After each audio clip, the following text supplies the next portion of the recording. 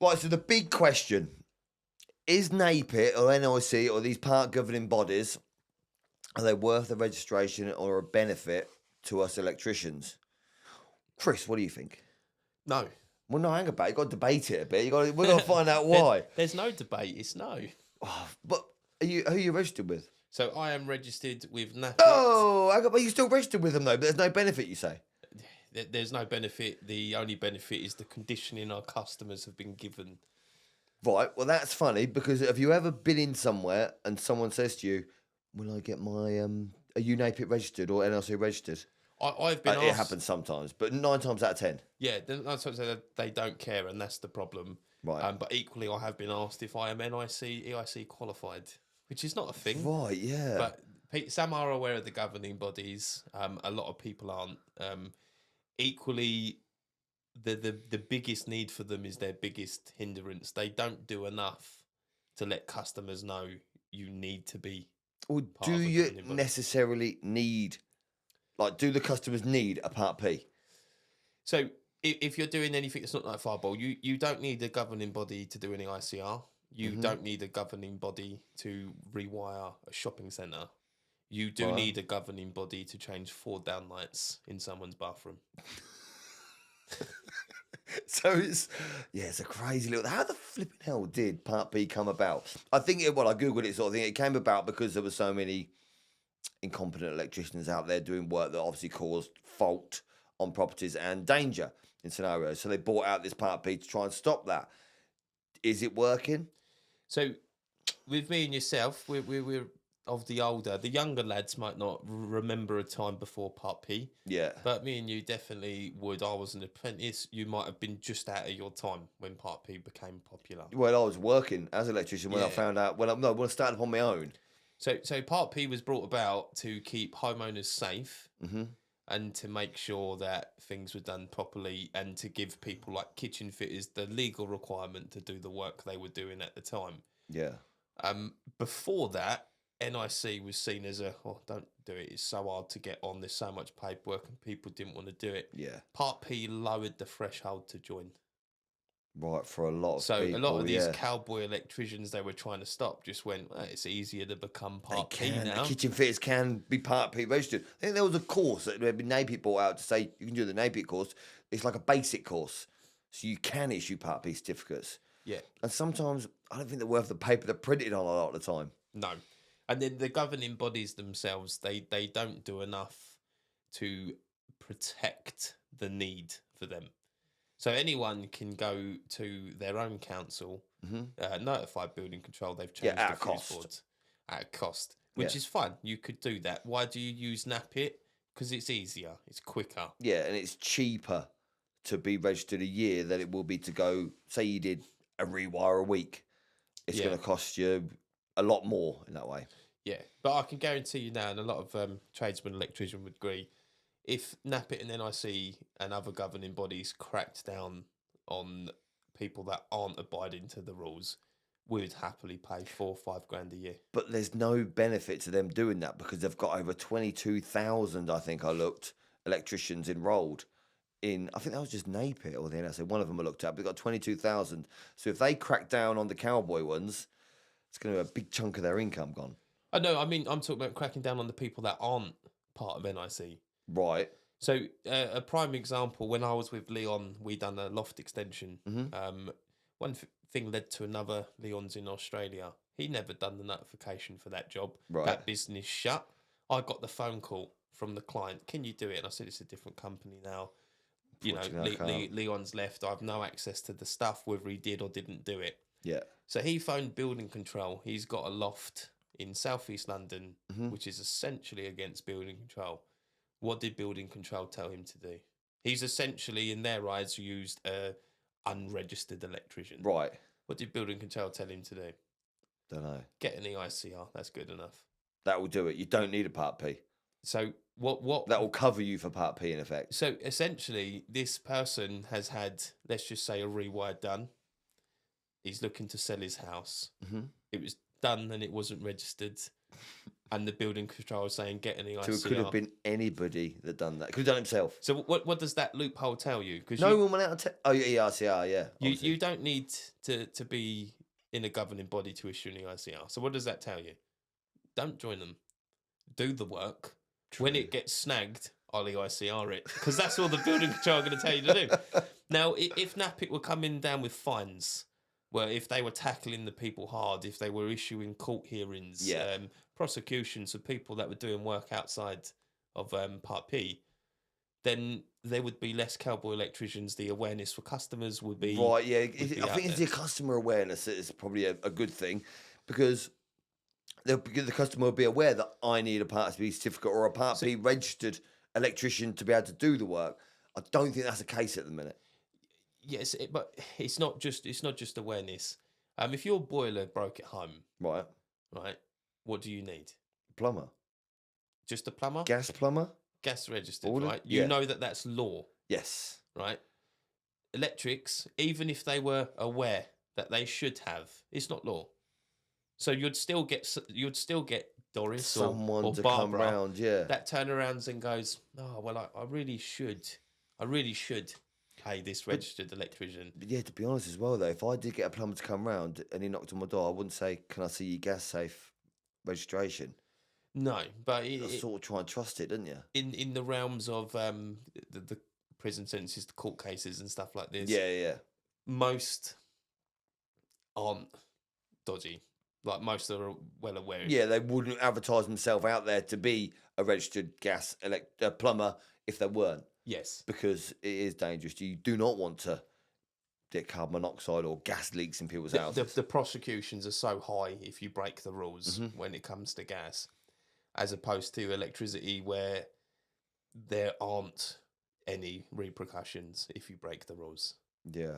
So what's the point in paying to abide to the rules if you can break them and never get told off? That's true. The thing. It is. That's what I'm getting at. Why are we sacrificing a day a year, maybe 2 days, 1 day to prepare for it, 1 day to do your assessment, potentially a third day if there's any problems, a revisit in effect. Yeah, so we're sacrificing 1 to 3 days a year, which is our rate gone, whilst paying £700 to £800 to have someone to come round and go, oh, yeah, well, this one job you've shown us is adequate. Who's to say that might be the only good job we've done? So what makes you be registered then? So a few of my contracts that I've got have to be. Right. I wouldn't be able to have They stipulate to be it. There is certain contracts. If you didn't have them contracts, could you keep working? So if I didn't have those contracts, I would have enough work. So it's not detrimental sort of thing. You've got to have this NAPIT registration. My assessment's on the 30th. I've got a track record of not being on NAPIT's best side. Right. With some videos that I've posted about some of their habits when it comes to us and our customers. If you haven't seen the video, it's really good. Essentially, NAPIT was sending out questionnaires to our customers asking... Basically using them as an email newsletter for their benefit, in effect. Yes. Yeah. And I called them out of it, and we've got another video coming on that one day. Not yet. Right. We'll see if I get allowed to stay on NAPIT after my assessment. After that. Which is But next do you think Friday. NAPIT, because they do gather so many customers' information, like say every time I submit a Part P, need a Part P certificate, just giving them their email address, the customer's details, their address, and they've got they send out a paper copy still or email sometimes. So they've got all that information, and now they're using it to their benefit. My biggest problem with the email that I discovered, because I had an old lady that didn't have an email, and I emailed the stuff to myself. They were promoting their friends' businesses. Their friends, as in the owner of NAPIT is friends, or at least has been pictured with the owner of TrustMark. Right. Now, TrustMark is a paid scheme. It's like Which. It's like Trusted Trader. Yeah. They all advertise Which, no cowboys. It's a paid scheme. Yeah. Right? If the cowboy pays to be on it, guess what? He's not a cowboy in their eyes. It's money. And I don't feel like a legal governing body should have the ability to be biased at all. They should be by the Because law. they're making their money from the electricians paying their registration That fee. should be their only Yeah. fee. That And should be their only every revenue. submitting sort of thing. They should, and they do. And NAPIT are forever emailing me, try QDIS fuse boards, because they're getting paid by QDIS or whatever it's Is called. in effect a sponsorship from them? It is. They're getting paid for that. Why am I paying them for them to make money off of me? Yeah. Like, They should be getting a discount to opt into a it list. should be, maybe. well done, NAPIT members. Through you looking at our cruddy emails about crap fuse boards that no one wants, we've managed to drop your membership by So much sort of thing. But they don't. And then like they would send you don't forget it's Wix's Trade Pro this weekend. Yeah. They're getting paid to send that email out. They should not be allowed to accept do that. and to send these. It's almost as bad as like let's just say a mechanic being sponsored by certain brakes, Right. then turning around and saying your MOT's failed because you haven't got these brakes. Right. That's where they're going to dictate. Do you think this is what could happen? You're not saying it will happen, but you're saying it's an option. It's where I can see the governing bodies go unless something happens. I can see you getting penalised on your assessment because you haven't used their friend's certain best gear. brands. Yeah, I can see that happening. Well, you say this, but there's so many things in the actual government of the UK, which is happening at the moment, I think, similar to what that could happen. Yeah, I mean, you've only got to look at who writes the 18th edition. I can't remember if it's at the very front or the very back. It shows the people that write it. Mm-hmm. And one of them's like the owner of MK Honeywell. So what's he writing into the electrical regs? True. Obviously, Use MK. The owner of Hager and stuff like that, they're probably on the board of the 18th. And you can guarantee they've gone, well, because of X, Y, Z, we should really be installing these. Guess what? We're the first to come out with an integrated AFDD. Right. We want you to now fit them on HMOs. Because admittedly, there is a risk. There is a risk of fire. So they're bringing out the products that they're saying we have to use. So the 18th edition, to a degree, is almost a bit corrupt anyway. Mm-hmm. But our governing bodies that we pay so much money to be a part of should be biased. shouldn't Shouldn't be biased, sort of thing. Yeah. Whichever way that works.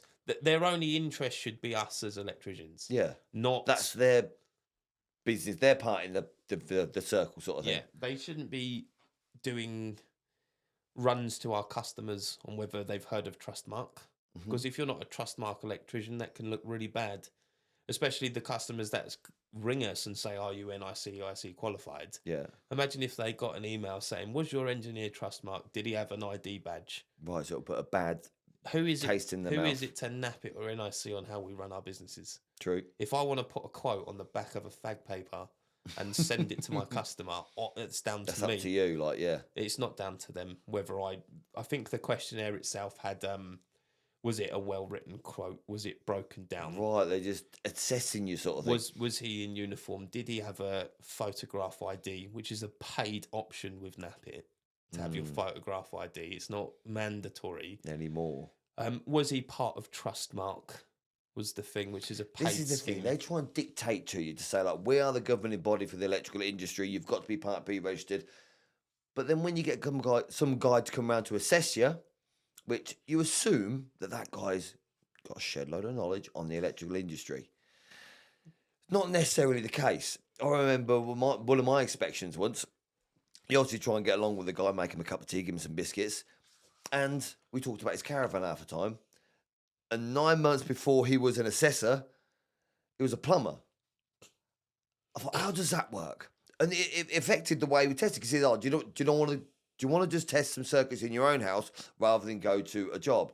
It's okay, we can do. So I told him the readings we were getting, and he's looking at his book. You should get this, you should get that. I'm like, yeah, that's a brand new build. I had to explain to him what readings you should get and the diversity of them. Yeah, but then saying you should get, like, let's just say, for example, your ideal reading on the Earth, was it 1.65, isn't it? Right. End to end. Fact check that before you post it. Right. Whatever it is, it's X amount higher. Yeah. Now, imagine the scenario when you're in a metal framed flat on the new build. So it's all metal framed. All the boxes are metal boxes on caddy straps. Yeah. Right next to your double socket, you've got a 10 mil cooker shower supply. Mm-hmm. Now, when you do that end-to-end reading, what's it going to do? It's going to jump on across that metal strap up that 10 mil worth, and then it's going to give you a better reading. Yeah. So, should they be exactly that? No, they shouldn't.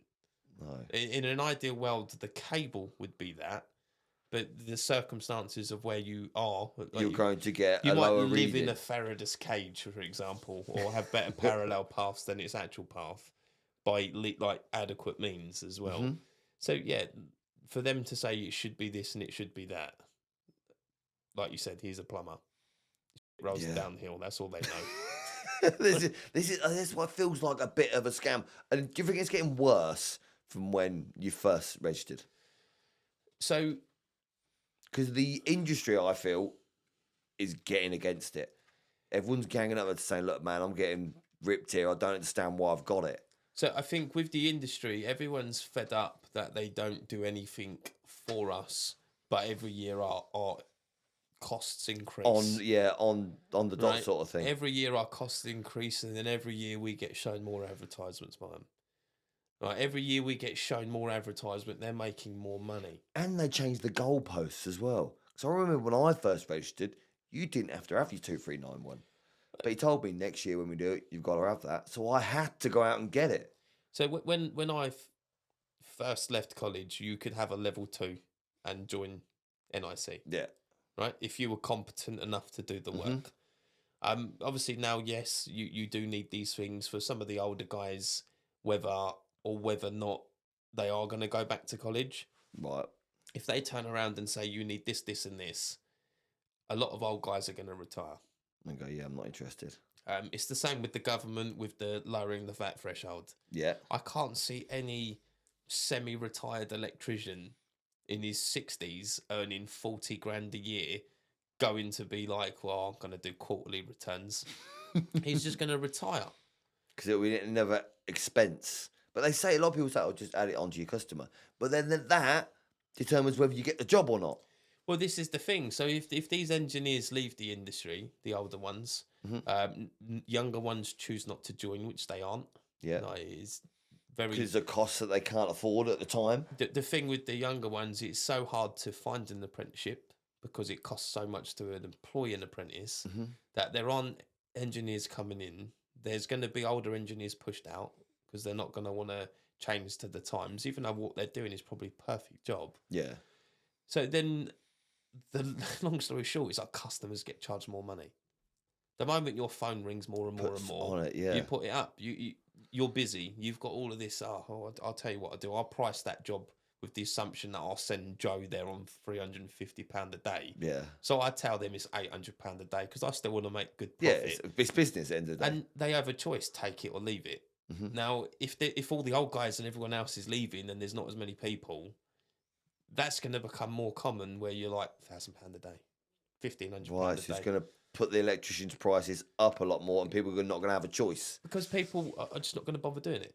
I mean, between me, you, the fence post, few of my friends, I'm looking for a way out. I'm actively working on a way out. So if there was another option that came around saying, hey, you don't need NIC, you don't need NAPIT, do you reckon a lot of people will go, hang about, yeah. Or there's Blue Flame as well. Is it Blue Flame? Yeah, so Blue Flame, I think they recently went to Parliament saying that, they want EICRs to be part of a governing body, which I think is true. It would be a good idea because you're basically testing the lot. Yeah, and I think they want to put commercial as notifiable works, which is, if anything, it's the most high risk environment. If you're wiring a shopping centre or a store where the public are, yeah, and you have untrained staff that don't really care, it's the highest risk of danger to life than in someone's house.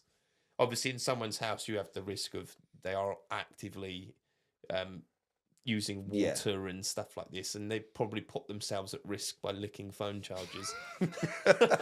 Some people do, But what you will find is that the biggest risk of life and business and money is in a commercial setting. At the moment, it's not notifiable. You can sign it off with public indemnity insurance. So basically, there's not a legality. Like, say you come around my house and you stored 4 downlights, and then I had a fire later on. Yeah. Would I need that Part P to say, it depends whether it was the lights or not, wouldn't it? There's so many grey areas. There is so many grey areas, and that's the problem. Yeah. You've still got bathroom fitters, Chris Lotus, love him. Yeah. he's a great guy. But Doing a does he few get lights does and he get stuff. an electrician round every time he changes downlights in someone's I bathroom? would doubt it. You know, I would doubt it. And then even if he did get an electrician round, is that electrician issuing a Part P certificate for it? I would doubt it. True. Then when they say they cover you for up to 6 years, the NAPIT registration for the insurance or whatnot, but are they meant to, like, basically someone called up once of the job I did and they'd had a fire. This turned out not to be my fault, by the way. But they called me up, the NAPIT rep called me up and said, look, the customers who have bought this house, because the house has been sold, have had a fire and you're on the certificate. So it's your problem, basically. I pooped my pants, went straight over there the same day. It wasn't me. I rewired the kitchen. There was a certain cable coming off of the living room that was going to the garage that caused the fire. But they assumed that it was my responsibility. So this is the other thing with a governing body and with what we just touched on before. You signed that off, which means you're legally liable. Yeah. Where if you report to NIC, challenge anyone to do this, ring NIC and say, someone's changed the fuse board, his name's Aaron Gray and he's a dickhead, right? And do you know what's going to happen? NIC and NAPIT are going to say, we can't do anything because he's not one of our customers. So you're almost better off not being one of their customers anyway.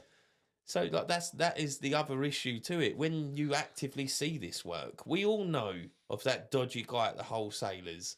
And you That's see going him, in there and doing it himself. He's getting the brittle, cheapest bits, like face plates, not the face plates, the brittle back boxes, the Bakelite ones. Yeah, You know the ones yeah. that shatter if Yeah, you screw you them have to buy 4 of them in case it breaks. Yeah, he gets 10 of them and 100 meters of 1 mil, and you're like, what are you doing? Yeah, you can And cover. we all know him, and all the wholesalers know a guy like that. Yeah. And if you reported that guy to NIC or NAPIT, they would turn around and say, he's not our customer, we can't do anything.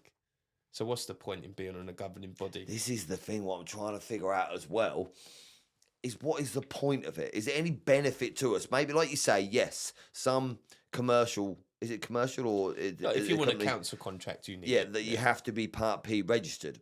Yeah. But in a domestic premises, a lot of the time, it doesn't matter. No, I done a fuse board. But it's frowned upon, though. People, you're in Part B registered, means you're a cowboy. Like, not necessarily, mate, I don't think. No, I did, like Live Sparks, for example. Yep. Great electrician. He does loads of new builds. He's not on a governing body because he's employed. Right. So, is he a bad electrician for not doing So you just get someone else come along and sign it off? Or... Well, he works for someone. He does new builds for a big company. So he doesn't sign off the jobs. The company that he contracts to signs He obviously off tests them all and stuff, though, I suppose, and gives a certificate and they just sign it off. So is he a bad electrician? No. You know, he's like other people, like if anything, like people like Adam Steers is better than Octopus. Like Solar Electrical, he's better at EVs than the Octopus installers. Yeah. But they're all qualified. They can all do the To work. do it, yeah. So it doesn't. I don't think it matters. Yeah, it's what sort of level of electrician you want, in effect. But I think, does it make you a better electrician just because you're Part P registered? No, not at all. Not at all.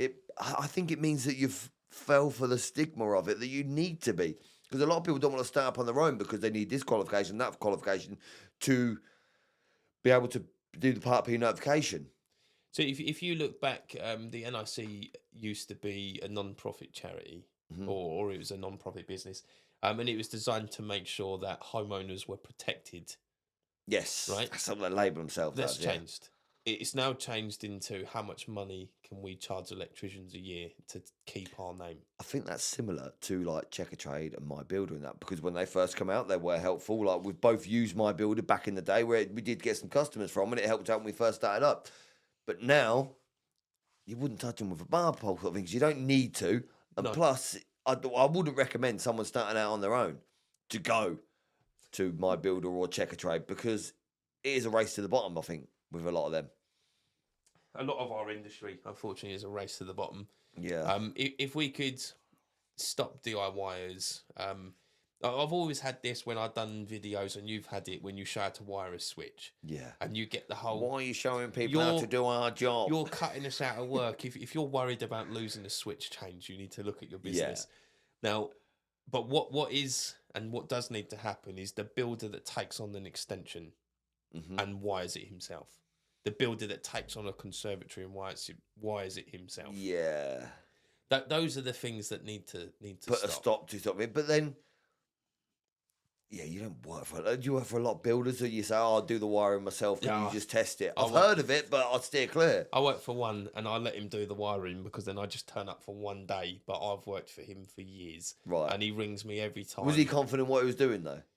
So it's always, what do I have to take where for the switch? And I'm like, I'll take a free call from there. It's usually, they're very small jobs. It's a conservatory with 6 lights. So there's usually an outside switch and an outside light. And I'm like, right, replace from the outside switch to the first down light, daisy chain it. Yeah. And I get pictures and I check, but it's usually down to the fact that they normally need to sellotex the ceiling before I get in. Exactly, yeah. So that stuff. But even that, if I can get there and wire it, I'd do it myself. But sometimes he pulls it. But yeah, other than that, we've all had the whole, someone's done some work, can you sign it off? Yeah. No. Not happening, mate. I'm not putting my name to that because you can get done for it, couldn't you? But have you had to ever phone up the technical helpline on NAPIT? Yeah. Was it useful? No. No. So I've never actually phoned it myself, but I knew someone that was doing a job at a caravan park, and he wasn't 100% sure about the earthing of this caravan thing. ChatGPT. Yeah, well, exactly. Yes, well, I think you need that now. They even give you pictures. But he phoned up NAPIT, and it took him 2 days to get back to him. So we don't know. You're like, what the flip? The job's been done by then, and what's the point? What are you actually paying for? Yeah, so NAPIT are going to hate us. Oh, no, sorry. Yeah, no, when I had my my last assessment with NAPIT, I had a question I didn't know off the top of my head. I said I'd need to refer to the book, and he was like, very confidently, well, go on then. and I was like, well, I'm not using that book. Like, it's massive. So I went on ChatGPT, and he's like, what are you doing? I'm just asking AI. And he went, and I asked AI, and I went, oh, it's this. And I went once. Got the question spot on. Once I saw it read it out, it jogged my memory. And he went, well, how do you know what part of the book it's in? And I simply asked ChatGPT. I went, page is it on? What part, what section? And I went, it's, section 4, page 52. And then the geezer looked at me like, He's like, we don't like you using that because they want to sell the book, of course. Yes, 100%. Well, I remember my first time I had an NAPIT registration. I didn't have the memorandum for lightning strikes. And he said to me, I can give you this download now for 130 quid. Cheeky git. I said, don't worry about it, mate. Sit in my house. I nipped round to the company, T. James Electrical, that I knew had it. Well, I phoned them up first and got it, so I didn't have to do a retest. But I thought, you cheeky git, surely you shouldn't be doing that, trying to sell me software. Yeah, so this is why I mean they're out to make money off us instead of being good for us. I don't think NAPIT knew about that because it was just him personally for a lot of people. Yeah, him personally. I don't think NAPIT knew about what he was doing, but he's probably done all these assessments and thinking some people haven't got a memorandum of lightning stock. I've got that book now, but I've never freaking read it since I've had it. No. And he just probably knew, so he thought, I could make a bit of extra money here. The freaking book was cheaper than the download. He was going to sell me anyway. So I don't get what he was doing. So we had, the only time I did call the technical helpline with NAPIT, I ended up leaving that phone call with a cease and desist. What, from NAPIT? From NAPIT, yeah. I won't go into the reasons why, but yeah, I got sent a cease and desist. To take it down. Yeah. Did you take it down? No. Well, it's the truth. I think we're getting it out there, and same as this podcast sort of thing. It's a conversation that a lot of people are having about NAPIT, and is it worth it? Like, what do they do for us? Are we just going to continue to get ripped off by them? Yeah, I think the biggest and best question would be is what more could they do for us? It's all right to say, yeah, if they keep it, but they tart it up a bit, maybe. Yeah, it's okay to come on there and speak to people and say, we pay so much for nothing, but what would make you want to pay that money? Um, and I think it was trialled before, but sale of goods only to electricians. The Kingfisher Group, so the person who owns B&Q and Screwfix, shut it down because he said he'd go under without the sale to public. Goods to DIY guys, yeah. Which again is extremely irritating that our governing bodies and then folding over the bigger corporations on bigger backhanders. Money, end of the day, yes, indeed. And then we get looked at like criminals if we take cash. Yeah, but they're all doing it. So what could NIC and NAPIT do? I think they should have an active part where if you know someone that's doing work illegally, you can report them and a fine get issued. As soon as 10,000 UK homes get hit with a 5 do you think people fine. would do that? What do you think, mate? People ring me up. Grass people up all the time. I suppose. I had some ring me at 7 a.m. saying I put an appalling social housing video out. Right? Yes, people would report. Right. You know, but if you saw a builder, right, and you're like, "Where's the electrician?" You knew him, and he's doing illegal work in the sense he's rewiring someone's kitchen. And he has done it, like maybe wired all the sockets in one minute or something stupid. If you can report and the homeowner gets hit with a 5k fine. Not the builder, the homeowner. As soon as 10,000 UK homes get hit with a fine, UK homes will only be employing qualified electricians. Yeah, right, it's the thing. You hit a builder, close it down. It used Start to be up again. It used to be £13. It's now £50. I'll get a new limited company. Yep. Right, that's the problem. Right, a builder can do that. So and he goes from ABC building to ABCD building. Right? True, a lot of builders have done that. The customers don't know. He's now dodged a government fine for £5,000 for rewiring a kitchen. The next week he books in his next kitchen. If the homeowner gets hit with the fine, every homeowner will make sure that they've got a qualified tradesman. And they probably won't mind because it'll be a benefit to them. Of course, it'd be a benefit. The job will be done. And it'd be done safe. It'd be done safe. It'd be done properly. Okay, they probably have to spend a bit more money because instead of the builder doing the electrics, they're paying for an actual electrician. But your property is your biggest investment for most people.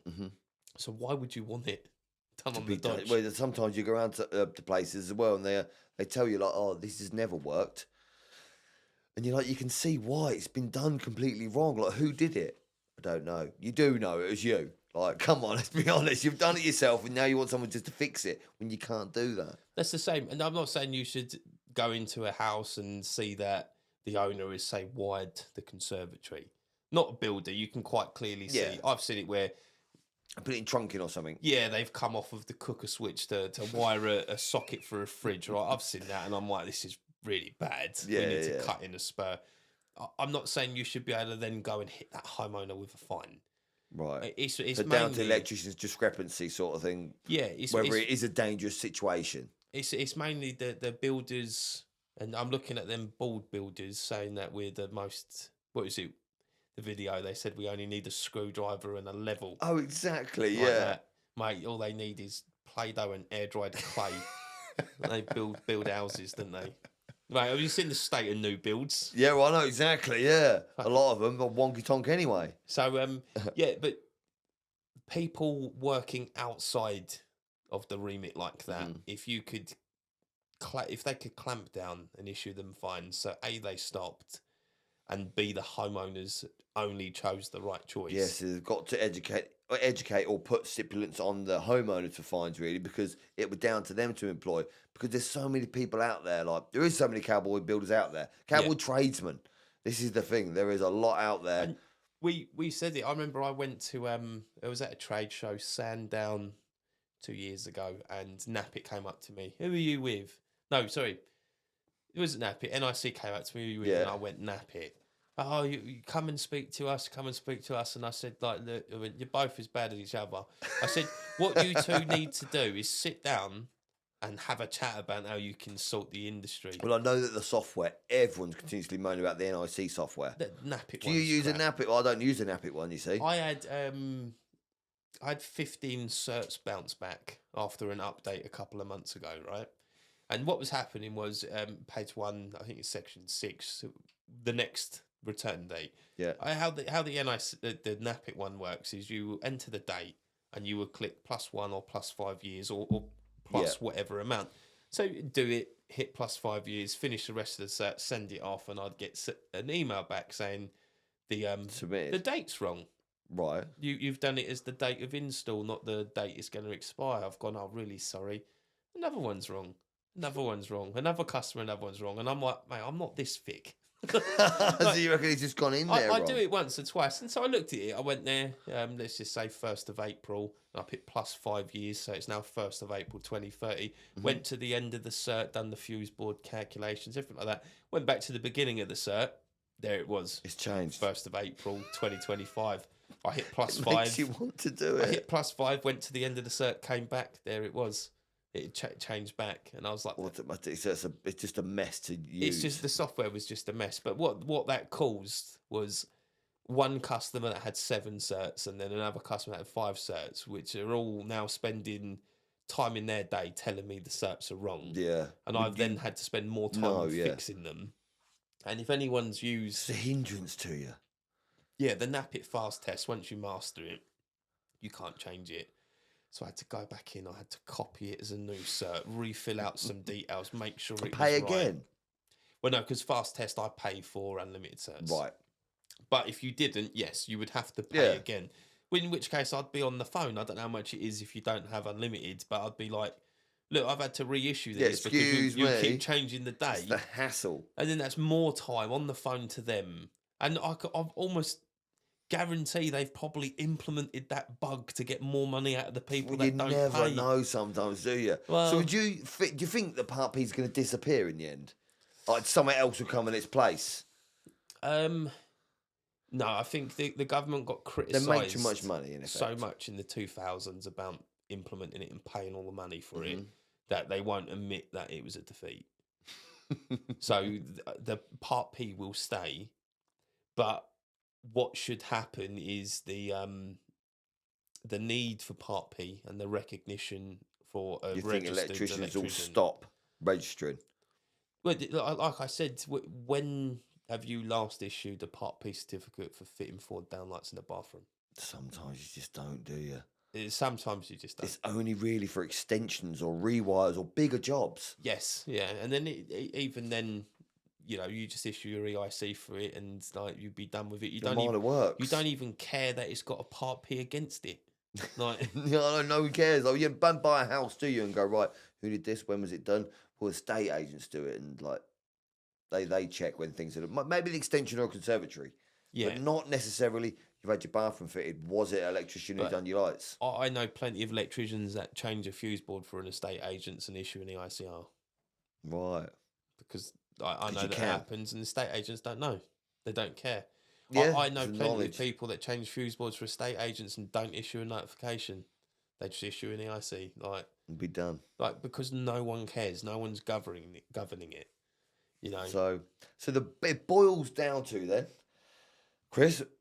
Do you think if you started out again now, say you're a 20-year-old lad and you're starting up on your own, would you go and get registered with Part P or NIC, NAPIT, whatever?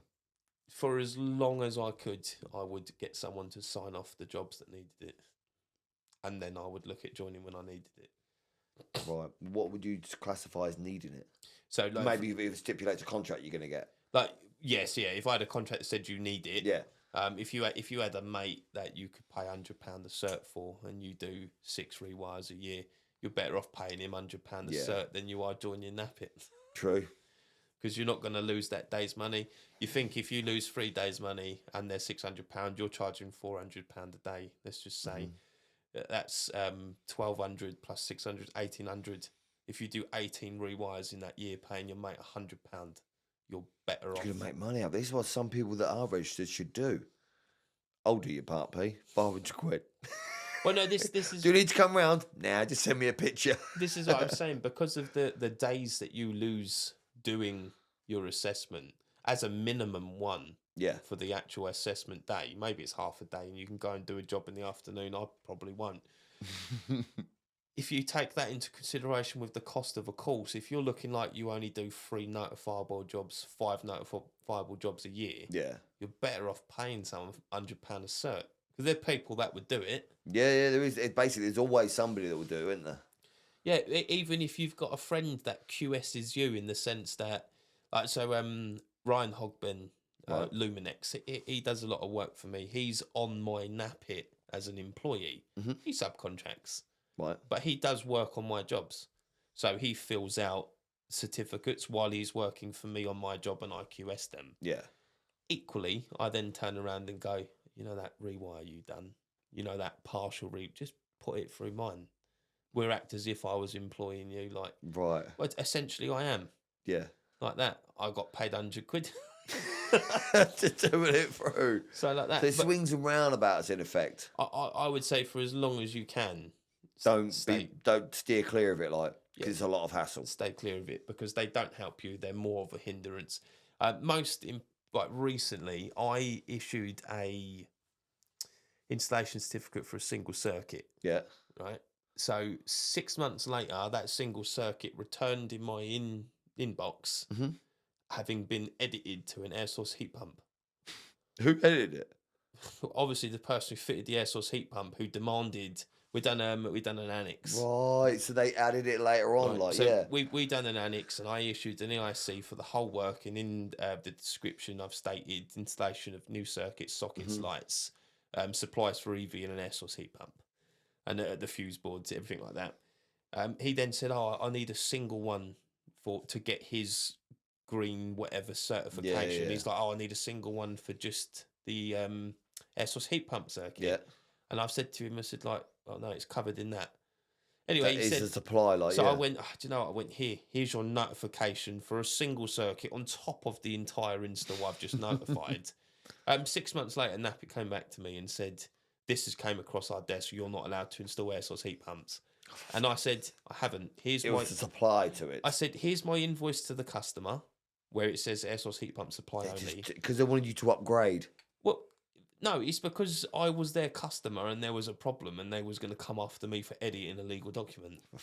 So I was like, here's my invoice to the customer. This is what I got paid for. So on. Air source heat pump. It said supply only. Others, like, installed to be done by others. Mm-hmm. So this guy who done it couldn't sign it off. Got a part P certificate off of me, edited it, and gave it to his green plan. But then they're coming after me. And I'm sitting there and I'm like, what am I paying you for? I'm now being, like, shone upon as a criminal. Yes. Here comes another cease and desist with NAPIT going, you can't tell people about this. And she kept going and going. Eventually this guy went bust because he ended up owing the client a lot of money because he ruined some things with the rain tank. And then they're coming after me, well, how did it get edited? And I'm like, I don't fucking know. It's like, go ask someone else. Yeah. But because I was their point of call, and I even re-downloaded to prove yourself. The thing, I re-downloaded it and sent it to them with the number and everything for the certificate. Yeah. And I was like, this is what I issued. And they went, yeah, well, now it's this. And they're like, how? And I'm like, come on, I'm like, you tell me how. And so, yeah. But then he got away with it. He got away with it. They stopped messaging me. Because they can't be asked to chase it up. We're not. So then what we need to know is, are you registered with Part P?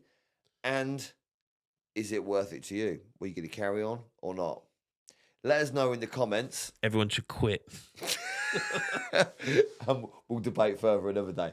Cheers for tuning in, and I'll catch you later. Bye.